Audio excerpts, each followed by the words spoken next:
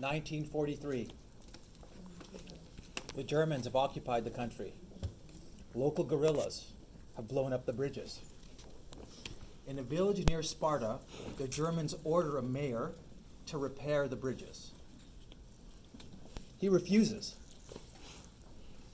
So they send him to a camp for execution. Along the way, he is helped by a doctor named John Hozopoulos.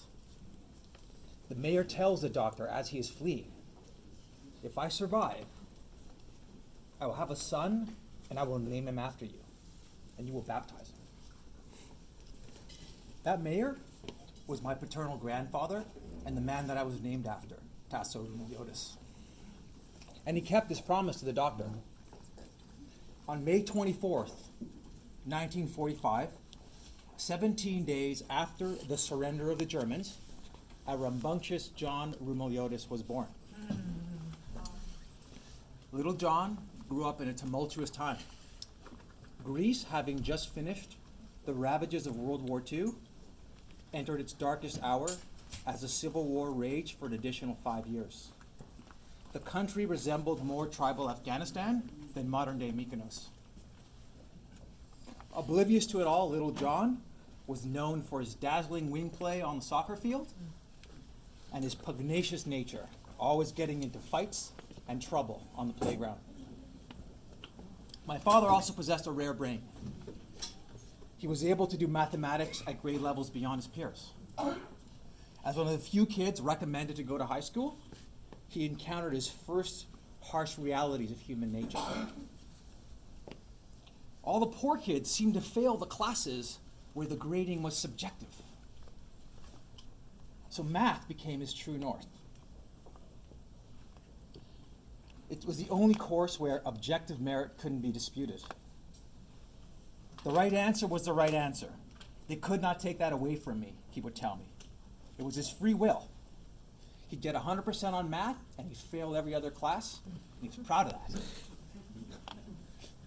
He knew then at age 15 that as much as he loved Greece, it was not the place for his future. So like many Southern Europeans at the time, he got on a boat with a few drachmas and took a 2-week journey that landed him in snowy Montreal. My father followed the classic hard-working immigrant's path, from dishwasher to busboy to waiter to business owner, like so many of you here. From 1978 to 1986, my dad and mom worked every single day at our store. They took half a day off for Christmas, just half. How's that for work ethic? Facing racism and adversity along the way, they made sure, my mom and dad, that all 4 kids would become the first generation of college graduates. In 1986, at the age of 41, my dad was afflicted with a rare disease that changed everything. He was forced to have brain surgery that lasted the better part of a day and had a 35% mortality rate. Doctors told us that his life expectancy would be a few years. Seeing him after that surgery changed my life. My vigorous, strong dad was now blind, weak, 70 pounds lighter, a shell of a man. I was scared. I felt abandoned. I asked, who does that to a family like ours? A family that's working every day for 8 years just to stay above water. I lost a little bit of my faith that day. But my family found salvation. What doesn't kill us makes us stronger. A life without adversity is not a life lived. That became the mantra for my sisters and I. And I believe this is the experience of a lot of us Greek immigrants. The experience we all know well. We come here, we dream, we get beaten down, but we pick ourselves up and keep fighting. The Greek spirit. In 19 days, we Greek people celebrate Ochi, the day where we rejected the Axis powers as a point of immense pride for our people. Winston Churchill had a famous quote about this spirit and that particular day, a quote that I love. It goes like this: "Hence, we will not say that Greeks fight like heroes, but that heroes fight like Greeks. My formation as a young man was rooted in my father's approach. He dedicated everything to my sisters and I. Although we didn't have a car, he didn't miss a single baseball game. Even though we had no business affording it, when those first VCRs came out, which pretty much cost the price of a car, he bought one, just so we can tape baseball players, especially pitchers, to examine their motions so I can improve my pitching motion. True story. He loved to challenge his kids. At the store, he altered the cash register so his kids would have to do the math in their heads to see how much change to give back to a customer, rather than letting the machine do it. He taught me about mental toughness. We would discuss the no surrender, Molon Lave of Leonidas over dinner.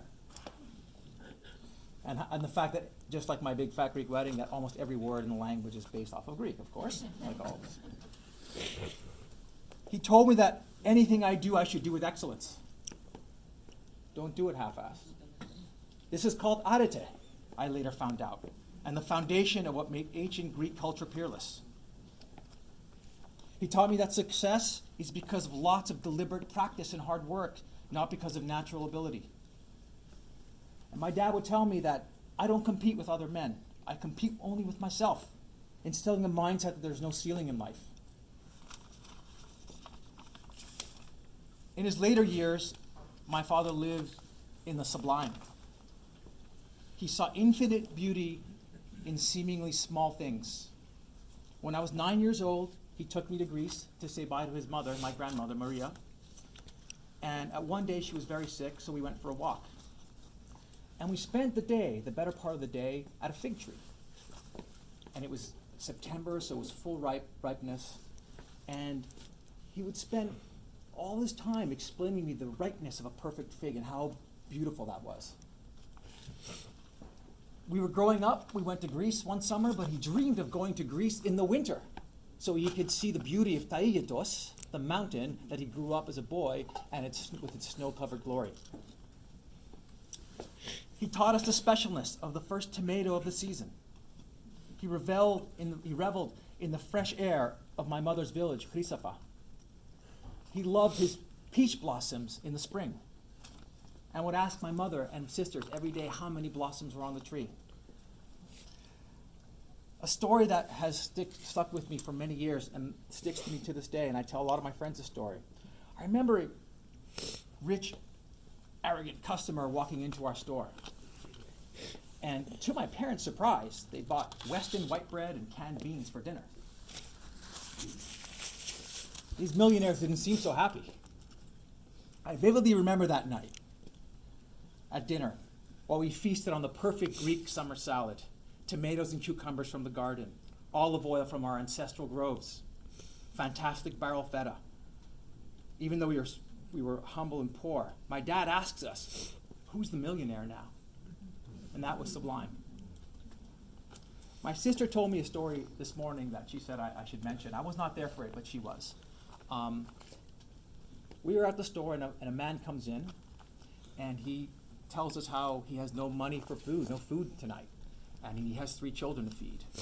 And we as immigrants growing up in poor communities, we know the hustle. We know how things work and that not everybody, his intentions are good. And my dad, without any question, gave him food and money. And my sister, who was still young, this is my sister Mary, was still young, knew the hustle. She's like, Dad, we're probably never going to see that guy again. And my dad looked at her and says, maybe, you're probably right. I saw what you saw. But the chance that there was a probability that I fed 3 kids tonight makes me sleep really well at night. And that was my dad. Most of all, my dad loved his family. He loved my mom, his wife of 50 years. He adored his 3 doting daughters, my beloved sisters, Mary, Joanne, and Mimi. He was proud and loved Pabby, Joey, Chris, and JP. His last words were, Pabby, you are the best.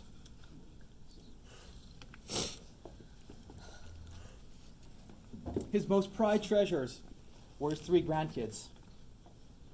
Now Alexandra, Luca John, and Antonia. Nothing gave him more pleasure in his latter part of his life than when Luca or Alexandra or Antonia would embrace him and say, "Hi, Papu." During my last encounter with him, I broke down, knowing it would be the last time I would see him. And even though he was in immense pain, on morphine,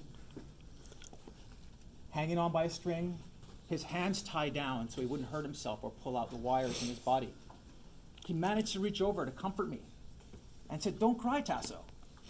Everything is okay." The most noble of Stoic philosophers, Epictetus, said, "To learn how to die is to unlearn how to be a slave." My dad died free, a slave to no one. I could say I'm going to miss my dad,